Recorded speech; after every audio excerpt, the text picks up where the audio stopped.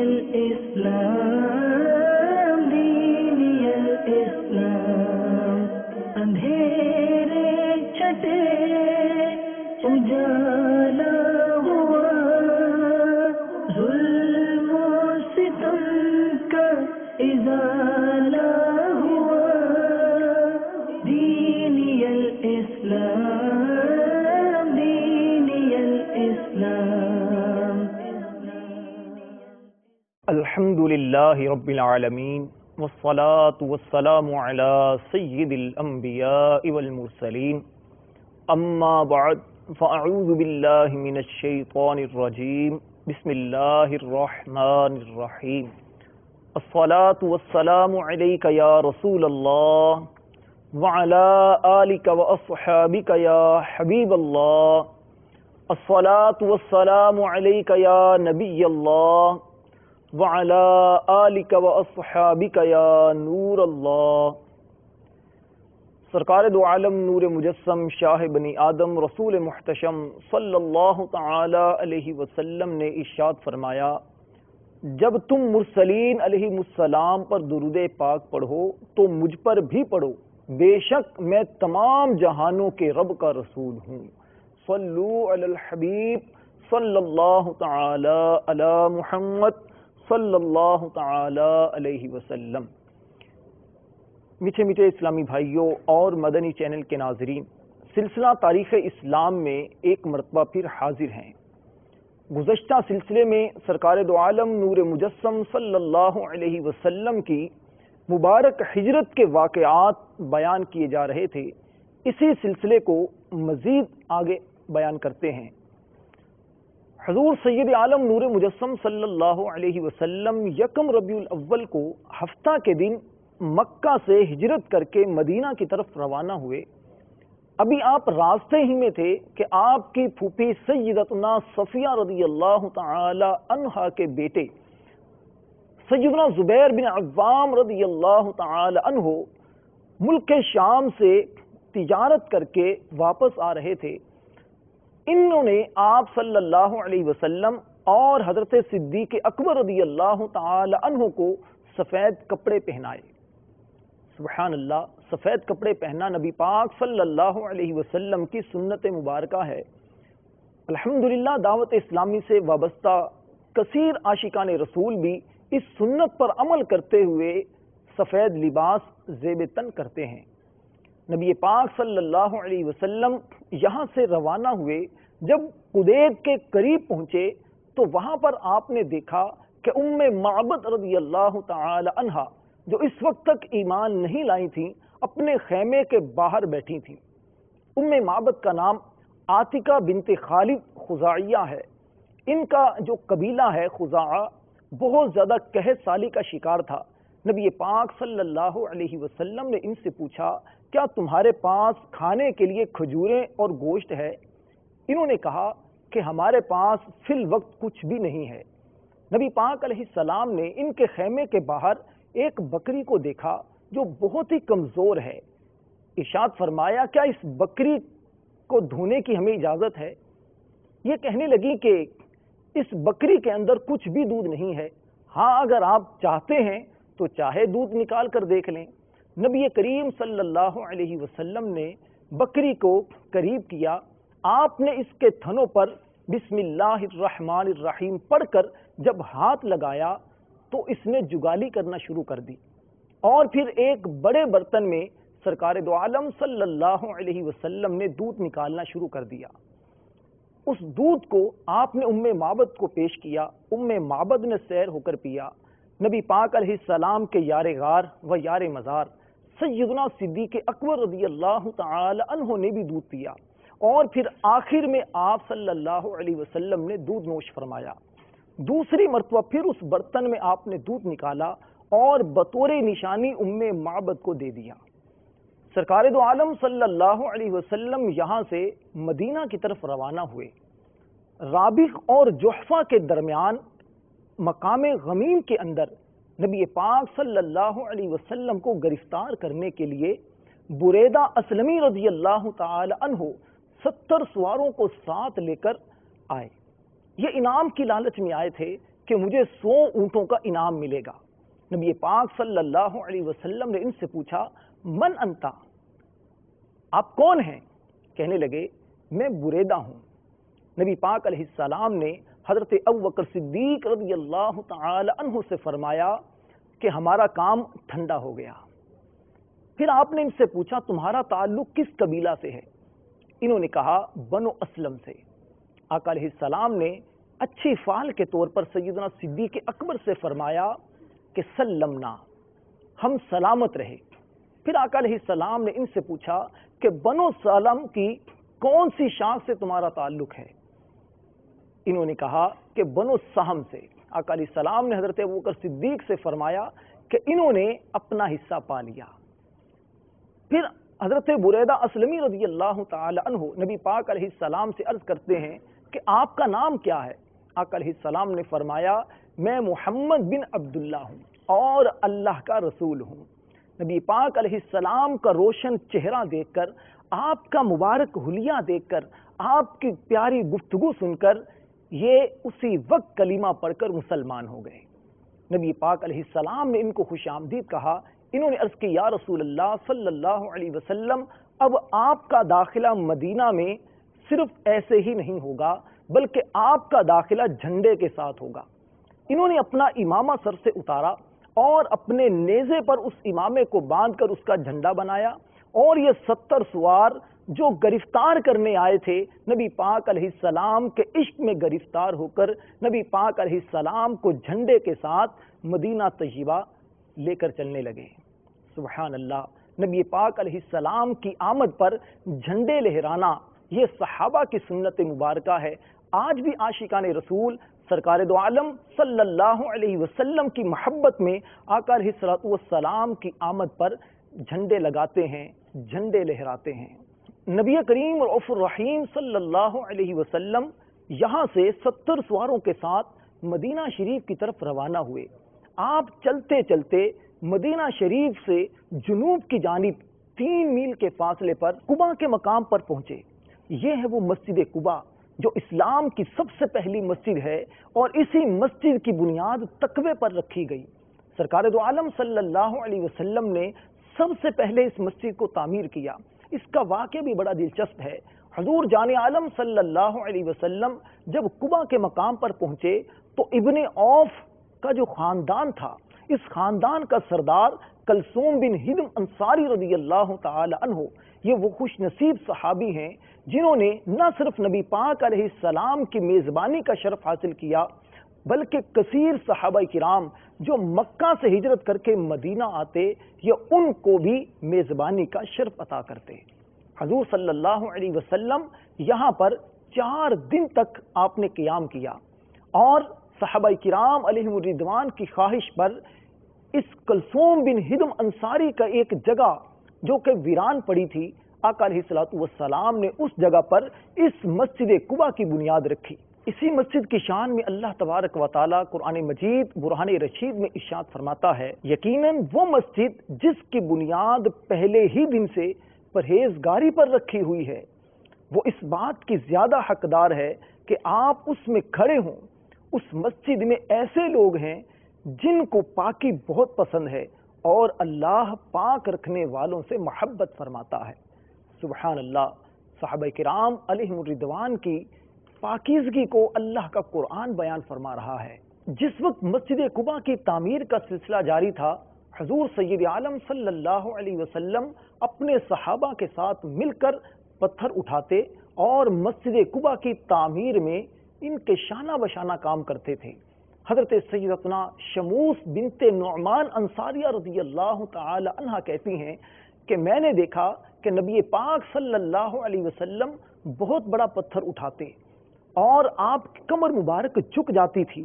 حضور جان عالم صلی اللہ علیہ وسلم اس پتھر کو جب اٹھاتے تو اس کی مٹی آپ کے کپڑوں پر لگ جاتی تھی۔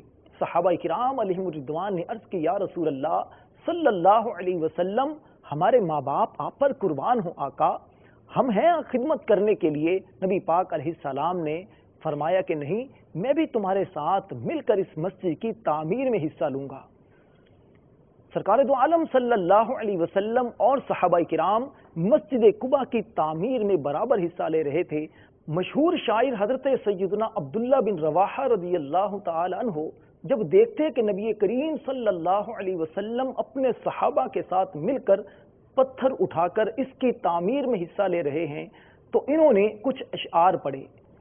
یہ کیا پڑھتے تھے سنیے، آپ پڑھا کرتے افلح من يعالج المساجد ويقرأ القرآن قائما وقاعدا ولا يبيت الليل عنه راكدا افلح من يعالج المساجد ويقرأ القرآن قائما وقاعدا ولا يبيت الليل عنه راكدا۔ نبی پاک علیہ السلام بھی یہ ساتھ ساتھ پڑھا کرتے۔ ترجمہ یہ ہے کہ وہ کامیاب ہے جو مسجدیں تعمیر کرتا ہے، جو اٹھتے بیٹھتے قرآن کی تلاوت کرتا ہے اور جو رات کو سوتا نہیں ہے بلکہ اللہ تعالیٰ کی جاگ کر عبادت کرتا ہے۔ سرکار دو عالم صلی اللہ علیہ وسلم جاگ کر راتوں کو اٹھ کر اللہ کی عبادت کرتے، ساری رات قیام میں گزار دیتے۔ سیدہ عائشہ صدیقہ طیبہ طاہرہ رضی اللہ تعالی عنہا نبی کریم صلی اللہ علیہ وسلم کی عبادت کا تذکرہ کرتے ہوئے فرماتی ہیں کہ آپ راتوں کو اتنی عبادت کرتے کہ حتی تورمت قدماہ، یہاں تک کہ آپ کے پاؤں مبارک پر ورم آ جاتا تھا۔ انہوں نے نبی پاک علیہ السلام سے عرض کی، یا رسول اللہ صلی اللہ علیہ وسلم آپ اتنی زیادہ عبادت کیوں کرتے ہیں؟ غفر اللہ لک ما تقدم من ذنبک وما تأخر، اللہ تعالیٰ نے آپ کے صدقے، آپ کے اگلوں کے اور آپ کے پچھلوں کے گناہوں کو بخش دیا ہے۔ نبی پاک علیہ السلام نے ارشاد فرمایا، افلا اکون عبدا شکورا، کیا میں اپنے رب کا شکر گزار بندہ نہ بنوں؟ میرے محترم اور پیارے اسلامی بھائیوں، نبی کریم صلی اللہ علیہ وسلم تو راتوں کو اٹھ کر اللہ کی عبادت کریں۔ روایتوں میں آتا ہے کہ آپ 70 مرتبہ استغفار کرتے، آپ قرآن کی تلاوت کرتے، اللہ کا ذکر کرتے، اور آج ہماری حالت کیا ہے کہ ہم سے 5 وقت مسجد میں جا کر نماز پڑھنا بڑا دشوار لگتا ہے۔ ہم سے 5 وقت کی نماز تک نہیں پڑھی جاتی، مدنی قافلوں میں سفر نہیں کیا جاتا، مسجد میں درس فضان سنت میں نہیں بیٹھا جاتا، مدرسۃ المدینہ بالیغان میں ہم شرکت نہیں کرتے۔ ہم خود سوچیں، ہم کتنی قرآن کی تلاوت کرتے ہیں، کتنا اللہ کا ذکر کرتے ہیں، کتنا درود پاک پڑھتے ہیں۔ اللہ کریم نبی کریم صلی اللہ علیہ وسلم کے صدقے ہمیں بھی عبادت کا جذبہ عطا فرمائے۔ قباء میں 4 دن قیام کرنے کے بعد جمعہ کے دن سرکار دو عالم صلی اللہ علیہ وسلم قباء سے روانہ ہوئے، اور چلتے ہوئے جب آپ صلی اللہ علیہ وسلم بنی سالم کے بطن وادی میں پہنچے تو جمعہ کا وقت ہو چکا تھا۔ نبی پاک صلی اللہ علیہ وسلم نے اس جگہ جمعہ ادا فرمایا جہاں پر آج مسجد جمعہ قائم ہے۔ جی ہاں، یہ وہ مسجد جمعہ قائم ہے جہاں پر حضور صلی اللہ علیہ وسلم نے اپنی مبارک زندگی کا سب سے پہلا جمعہ ادا فرمایا۔ مفتی احمد یار خان نعیمی رحمۃ اللہ علیہ مرآت المناجی میں لکھتے ہیں کہ حضور صلی اللہ علیہ وسلم نے اپنی مبارک زندگی میں 500 جمعے ادا فرمائے، کیونکہ حضور صلی اللہ علیہ وسلم نے مدینہ پاک میں 10 سال گزارے اور اتنی زندگی میں 500 جمعے ہی آتے ہیں۔ سرکار دو عالم صلی اللہ علیہ وسلم نے یہاں پر جمعہ ادا کیا اور اس کے بعد آقا علیہ الصلوۃ والسلام مدینہ شریف کی طرف روانہ ہو گئے۔ جب آقا علیہ الصلوۃ والسلام مدینہ شریف کی فضاؤں میں پہنچے تو عورتیں اور بچے سارے خوشی سے جھومنے لگے، سب کے لبوں پر مرحبا بک یا رسول اللہ صلی اللہ علیہ وسلم، جا رسول اللہ، جا نبی اللہ کے نعرے آنے لگے، سارے آپ کی آمد پر مرحبا کہنے لگے۔ اس وقت چھتوں پر عورتیں اور بچے چڑھ کر آقا علیہ الصلوۃ والسلام کے دیدار سے اپنے دل کو سکون بخش رہے تھے، اور ان کے لبوں پر یہ ترانے جاری تھے۔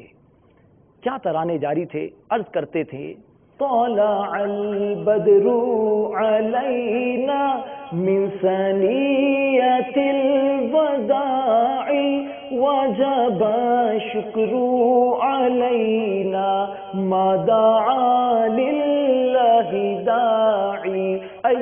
أيها المبعوث فينا جئت بالأمر المطاع أنت شرفت المدينة مرحبا يا خير داعي فلبثنا ثوب يمن بعد تلفيك الرقاع فعليك الله صلى ما سعى لله ساعي صلوا على الحبيب صلی اللہ تعالی علی محمد صلی اللہ تعالی علیہ وسلم۔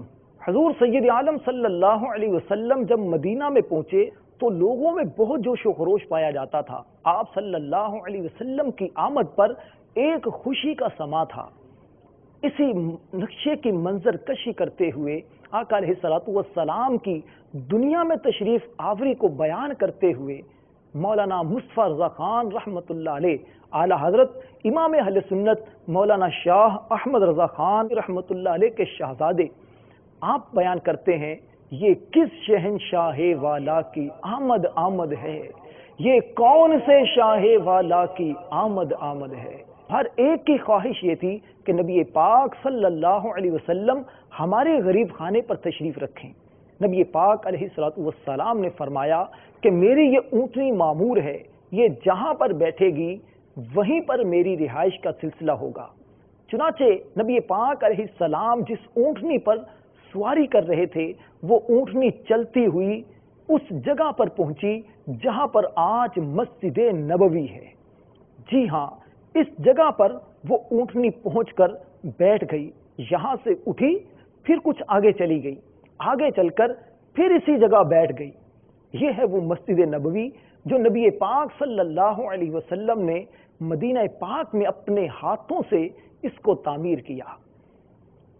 اس جگہ پر آپ کی اونٹنی بیٹھ گئی اور اس کے بالکل سامنے حضرت سیدنا ابو ایوب انصاری رضی اللہ تعالی عنہ کا مکان تھا۔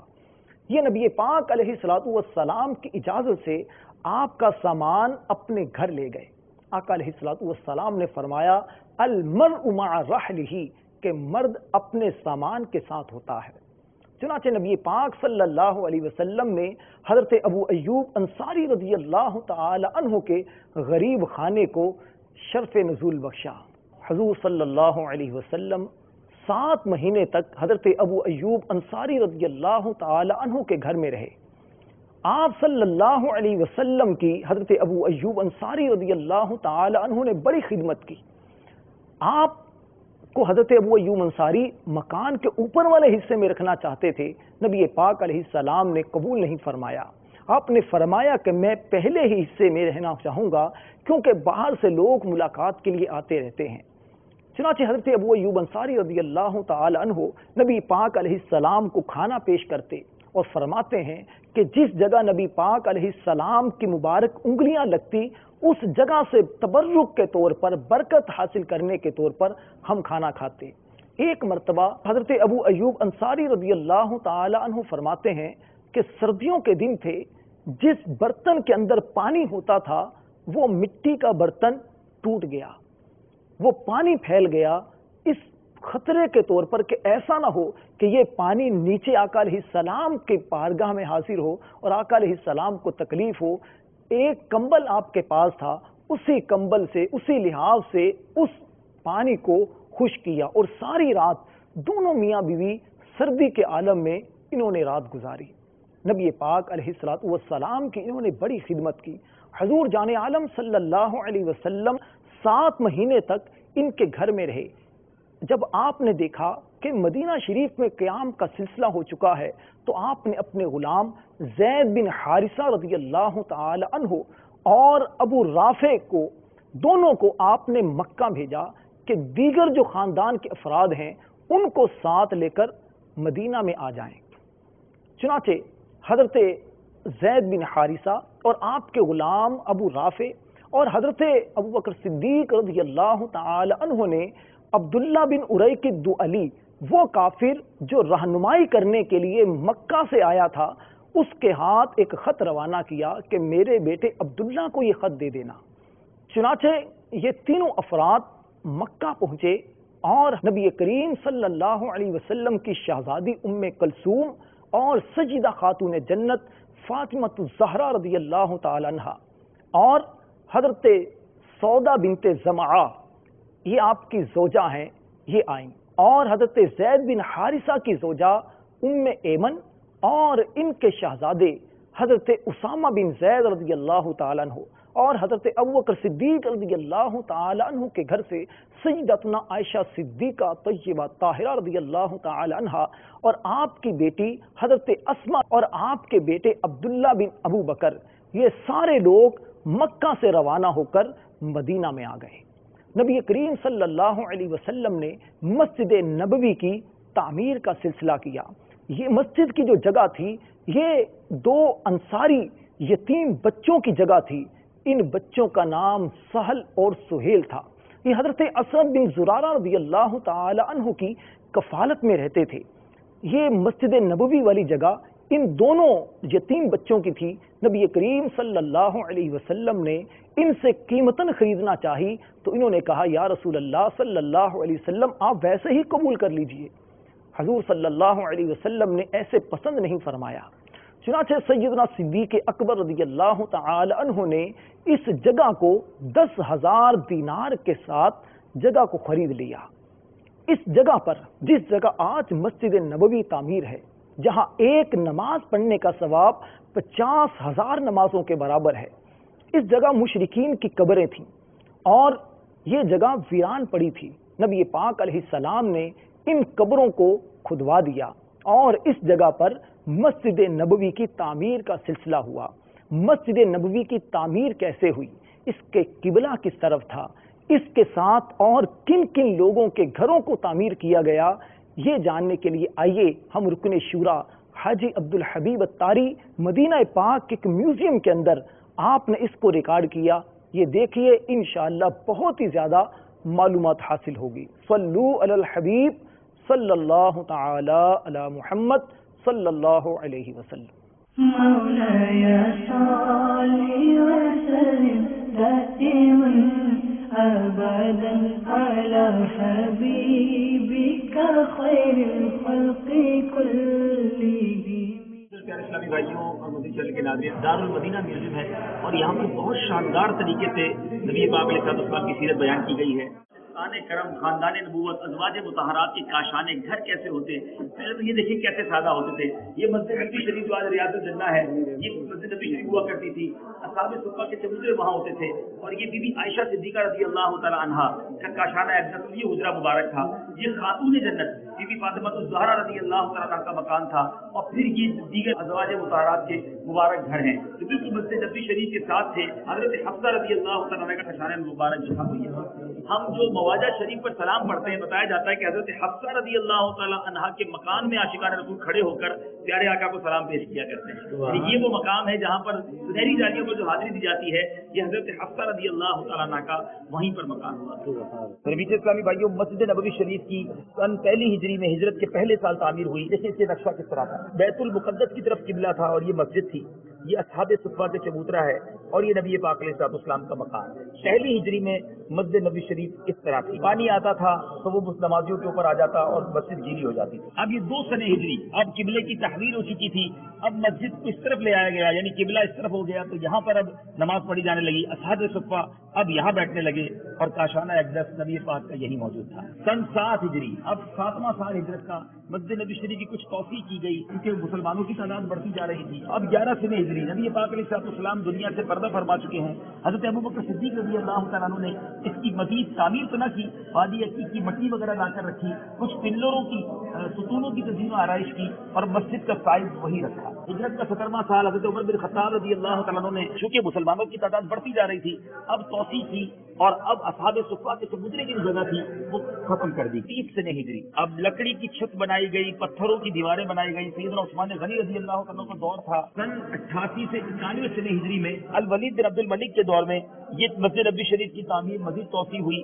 اور پیارے آقا علیہ السلام کا روضہ انور بھی اندر آ گیا، ازواج مطہرات کے گھر بھی اندر آئے اور 88 سے 91 سنہ ہجری میں، یعنی کم و بیش 1325 سال پہلے جو ہے وہ میناروں کی تعمیر ہوئی تھی مسجد نبوی شریف میں. عباسی سلطنت حکومت میں خلیفہ مہدی کے دور تھا.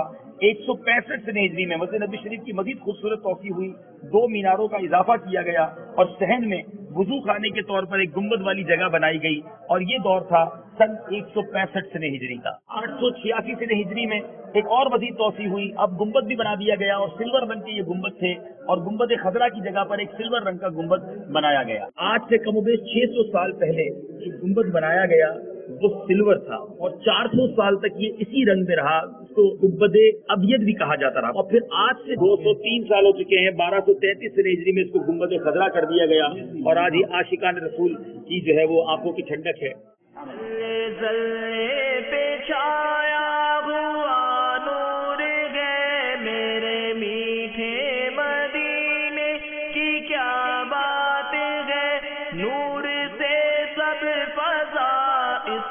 معمور ہے میرے میٹھے مدینے کی کیا بات ہے. سرکار دو عالم صلی اللہ علیہ وسلم جب مدینہ شریف میں پہنچ گئے تو مختلف لوگ آپ کی بارگاہ میں حاضر ہو کر شربت دیدار پینے لگے اور دامن اسلام میں داخل ہونے لگے. یہودیوں کے بہت بڑے عالم حضرت سیدنا عبداللہ بن سلام رضی اللہ تعالی عنہ یہ اپنا اسلام لانے کا واقعہ بیان کرتے ہیں کہ میں نے تورات کے اندر نبی آخر الزمان صلی اللہ علیہ وسلم کی کچھ نشانیاں دیکھی تھیں.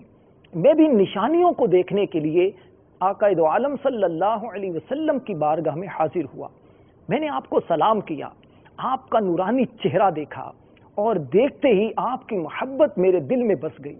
نبی پاک علیہ السلام آپ لوگوں سے فرما رہے تھے, ایھا الناس افشوا السلام, اے لوگو سلام کو عام کرو, سلام کو پھیلاؤ, ہر ایک کو سلام کرو.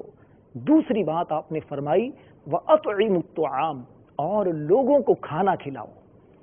تیسری بات آپ نے ارشاد فرمائی وَصِلُوا الْأَرْحَامَ, اور اپنے رشتہ داروں کے ساتھ اچھا سلوک کرو, صلہ رحمی کرو. چوتھی بات آپ نے فرمائی وَصَلُّوا بِاللَّيْلِ وَالنَّاسُ نِيَامٌ, اور راتوں کو اٹھ کر اللہ تعالیٰ کی عبادت کرو جبکہ لوگ سو رہے ہوں. یہ 4 باتیں میں نے آپ علیہ السلام کی زبان ترجمان سے سنی تو اسی وقت کلمہ پڑھ کر مسلمان ہو گیا. سبحان اللہ. میٹھے میٹھے اسلامی بھائیوں اور مدنی چینل کے ناظرین, ان 4 باتوں پر ہم بھی غور کریں, ہم کتنا عمل کرتے ہیں. اللہ تبارک و تعالی ہمیں ان باتوں پر عمل کرنے کی توفیق عطا فرمائے. آمین بجاہ النبی الامین صلی اللہ تعالی علیہ وسلم.